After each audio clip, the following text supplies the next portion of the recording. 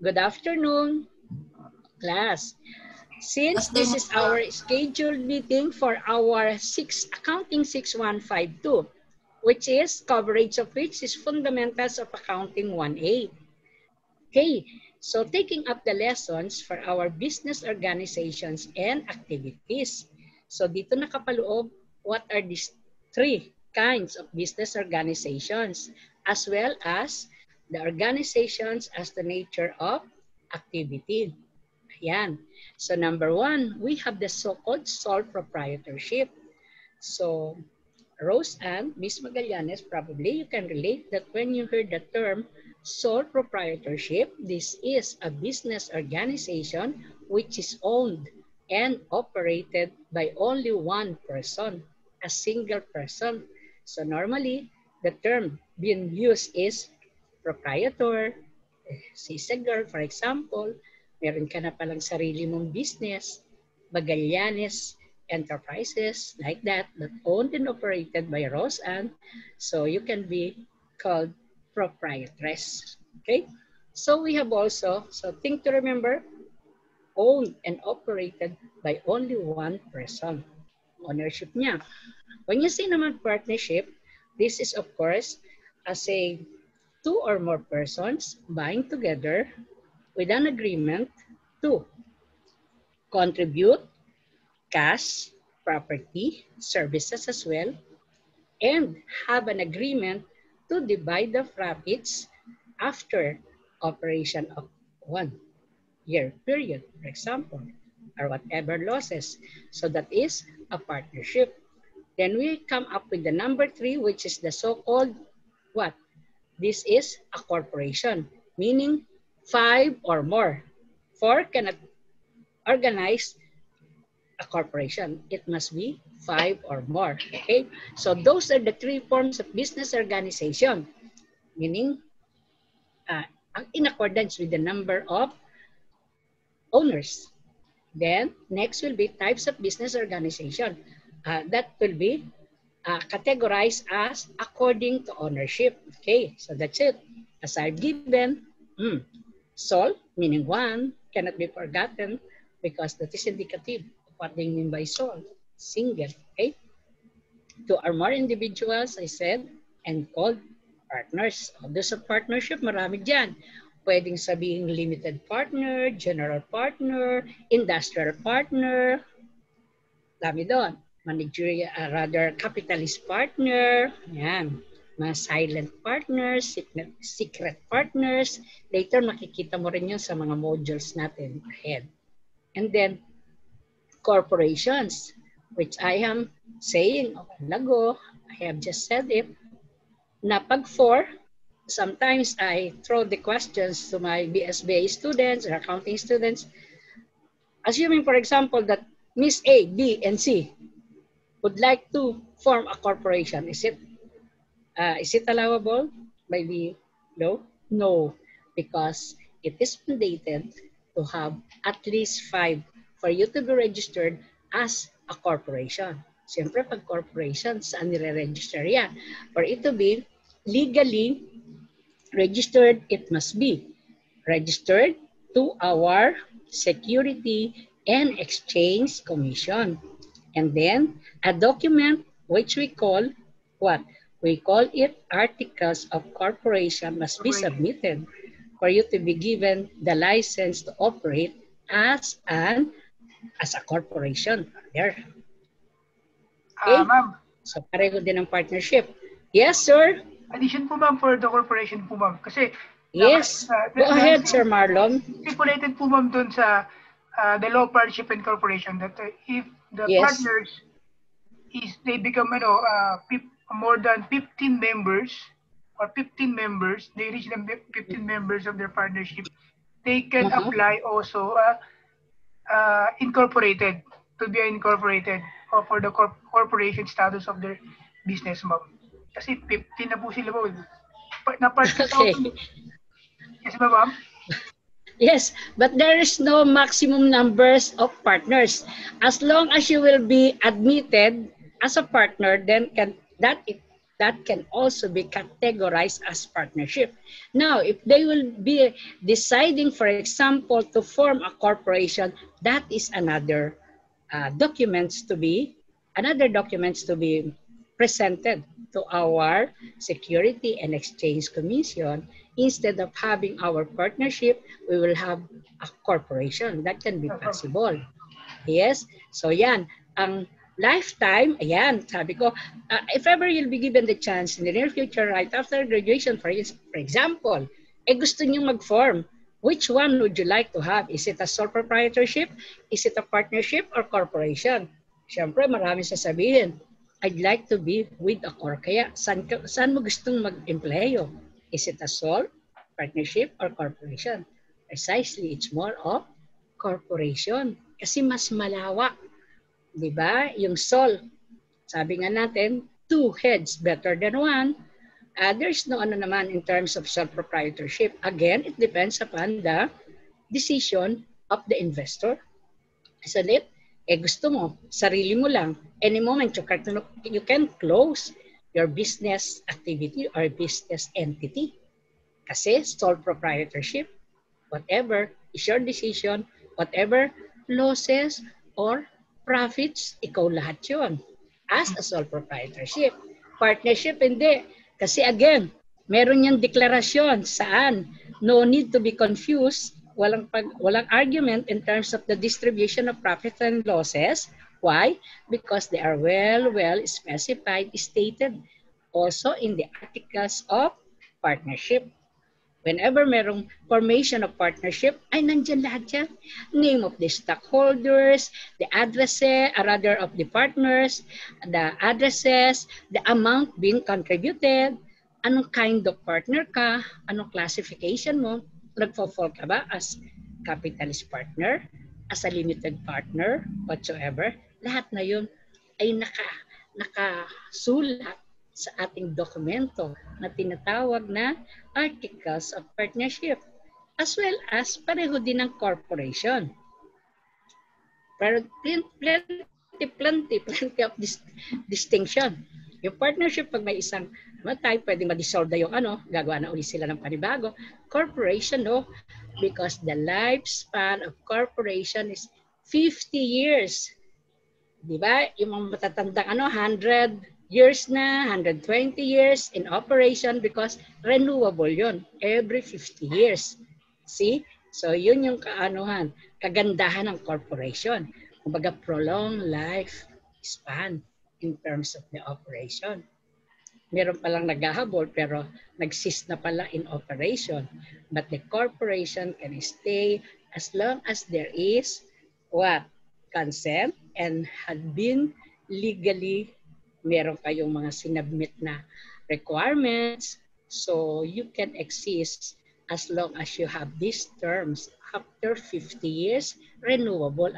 So, mabibigay ko, matagal ang lifespan given to our corporation. Yan. Tapos sa corporation, andyan na ating mga stockholders. Pero din dyan mga distinction. Ano ba yung tinatawag na common stockholders, para naman tinatawag na preferred stockholders. So again, bumubuo yun ng mga panukala or say mga specified statements na itong klase ng stockholder na to ay considered as common stockholders. Ito naman isa pwedeng preferred stockholders, meaning mas nauuna sila sa distribution of profit. Yan. So, yun yung mga simple view coming from your sole, partnership, corporation. Okay? So, pag tinanong ko si Rose Ann, yung sa Galianes, saan mo gustong magtrabaho in the near future? Baka biglang sabihin ni syempre po, corporation yung target, multinational pa. Okay. So, forms of business ownership. Yan. You have some question, Rose Ann, just feel free to throw it, anything under the sun, if it is regarding our topics. Professor, yes. Ma'am, kailangan po ba may existing ka ng business bago ka po makapag-register ng corporation? May existing business ka? Not necessarily. Kasi ano kung gusto mo lang maging part of the corporation, all you have to do is, siyempre, maglalaga ka rin ng stocks mo, ng shares of stocks, and you will be, i-admit ka ng isang corporation. Not necessarily required na meron ka sarili mong business. Yan ba ibig mong sabihin, Roseanne? Kailangan may sarili na akong business bago ako maging stockholder sa isang corporation. Hindi naman. Okay? Kasi once, yes. Additional po yes, ba? Sir Marlon? Pero ma'am, based on the business policy, kasi there are two groups of there are two kinds of shareholders or board of directors. We call stockholders. That stockholders. Outside and inside directors. Kasi if you are not the founder of the business, you want to be part of the corporations, and you want to buy the stocks from that corporations, it means you just become a outside director. You just mere investors with that business. So, ang care mo lang, you don't have power, you don't have authority to operate the business. So, the only care you have is the dividends that you will earn whatever you invest in that or whatever the amount of your stock from that corporation.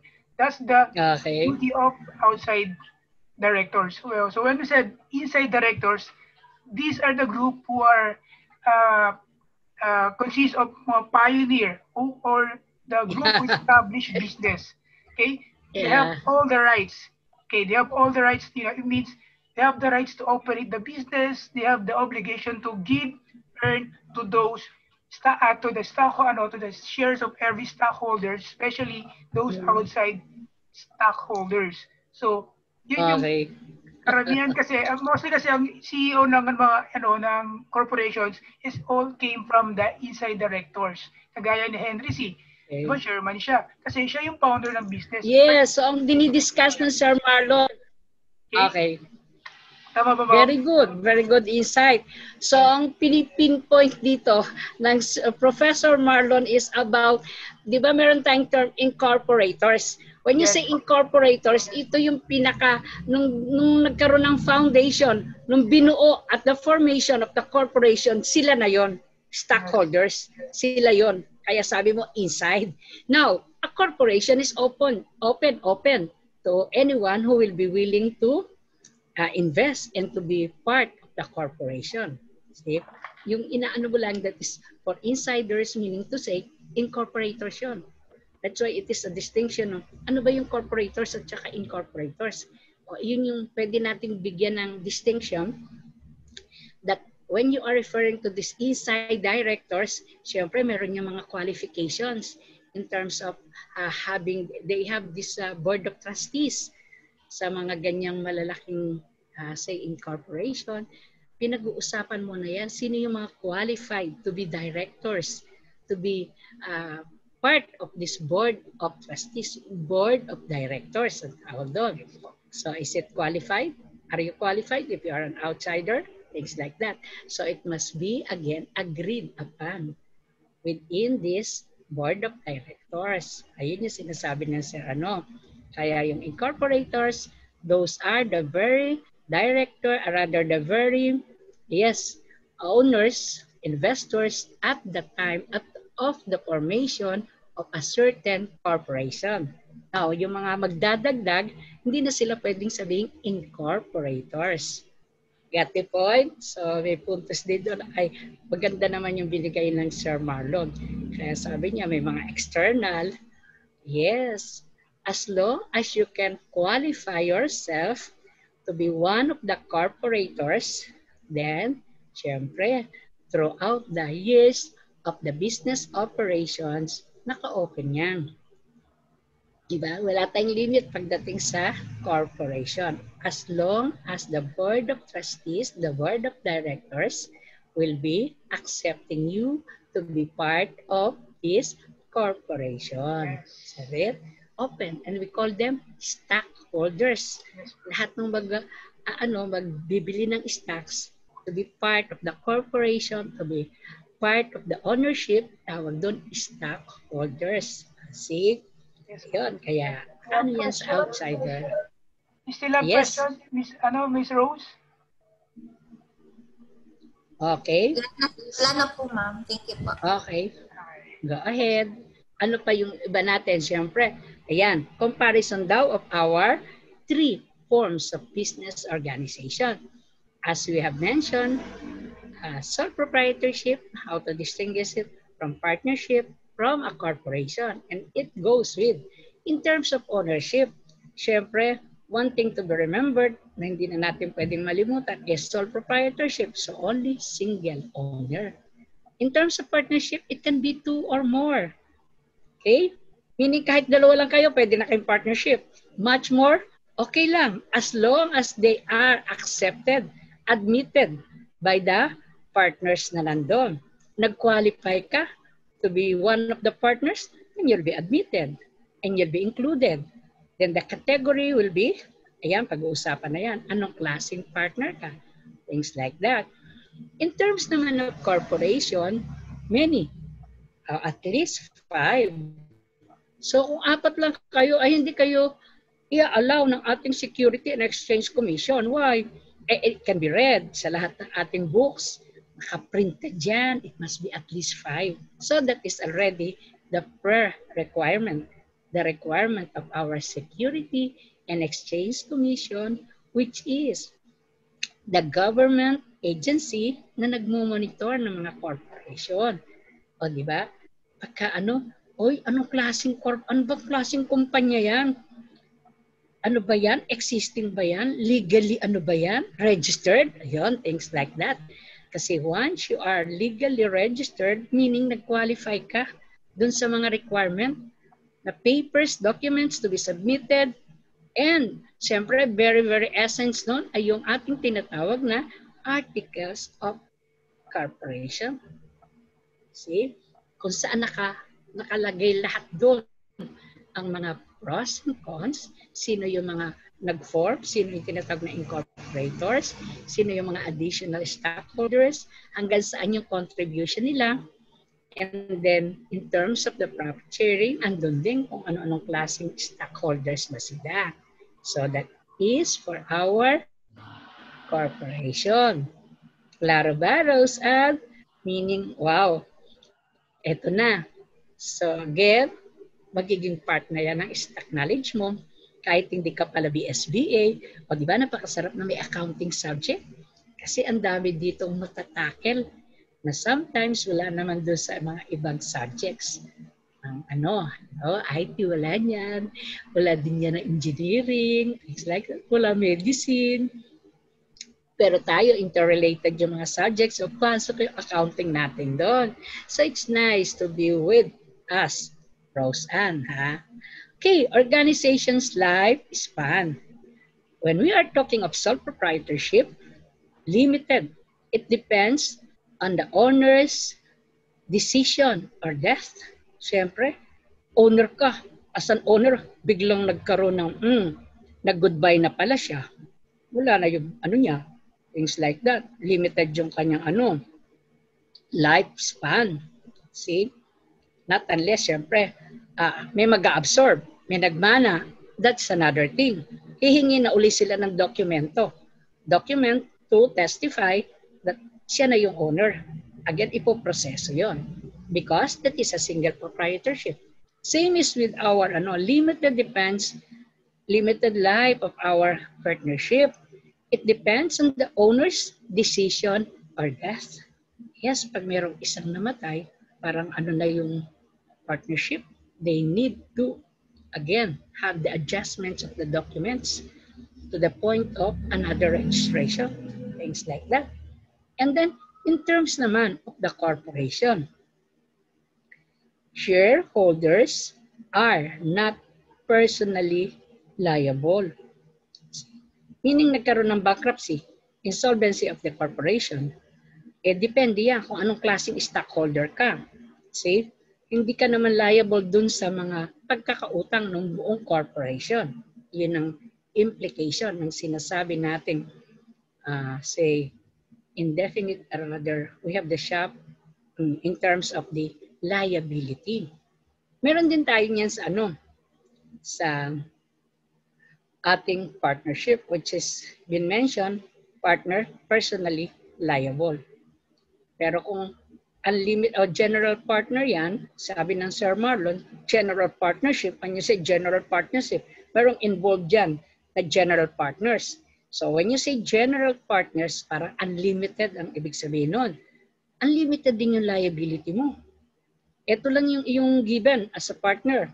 Given mo 100,000 as a contribution, you were admitted by the partnership to be one of the owners as partners, pero yung capital contribution mo is only 100,000. But if you are a limited partner, or rather unlimited or general partner, ay nagkaroon ng bankruptcy. Pati yung personal property mo, pwedeng habulin ng bangko. Why? Because you're classified as a general partner. Ayun, may mga ganon, no? So, in terms of organization, yes, Sir Marlon, do you have some input? Go ahead, Professor Marlon. Meron ka bang gustong idagdag? Okay. Under our organization's accounting status, sabi nun. Okay. Sa ano daw yung estado ng ating mga different under the sole proprietorship, separate from the proprietor. Meaning to say, the books of accounts is distinct and separated from your own records. Kung ano lang yung nilagay mo dun sa business mo, iyon lang ang sasakop sa accounting records mo. Na yun lang ang nakadeklara. Can get the point? Kaya sabi, separate from the proprietor. Assuming here is the proprietor, napakayaman pala niyan sa Davao. Pero dito sa single proprietorship siya, yun lang yung nakadeklara sa kanya. So that's it. Yun lang yung business niya. Hindi pwedeng sakupin yung iba niyang mga properties outside the business. Okay? So doon naman sa partnership, separate from the partners. O yun din yun, lalo na kung as if it is in relation to this one, kung ikaw naman limited partner, and I have only 200,000 contributions, admitted ako as a partner, then in case of bankruptcy, and the bank now is running after the partners, hello, pag ikaw ay isang limited partner, you cannot be held liable by the law. Why? Limited partner po ako saan yun makikita? Again, no confusions, no problems whatsoever, because it is well stipulated in what particular document? Again, that is your articles of partnership. Kung saan nakalagay, anong klaseng partner ka ba? In case of profit and loss distribution, asan yung ratio mo? Nakalagay din yun. Nakalathala lahat yun. Indicated therein. Diba? So, ganun din yung corporation. Stockholder ka nga niyan. So, again, hindi ka, yung mga personal properties mo, not declared in your corporation. So, hanggang doon lang yun. Nakaseparate yung personal properties mo. Not unless meron ka doon agreement na, ayun, parang doon sa general natin, na pwedeng iano. But normally, generally speaking, that will be separate from the corporation. The stockholders' ownership. Kung yun lang yung inano mo sa corporation, and you are admitted as one of these stockholders, then your liability is only up to that point, not after your all properties all over the world. For example, mayaman pala siya. Okay, so those are the distinctions and how to compare a sole proprietorship, partnership from a corporation as well. Meaning to say, without blinking of an eye, you can just simply say, how can I distinguish one from the other? Because you know the special features of why can it be considered as sole proprietorship. Why do we consider it as a partnership? And at the same time, it is a corporation. Because more or less, andyan na yung modules natin. Kompleto yan, plus what has been given by Doc. Na makikita mo how it will be classified as one of this form of business organization. Okay? So, di ba, malinaw naman yun.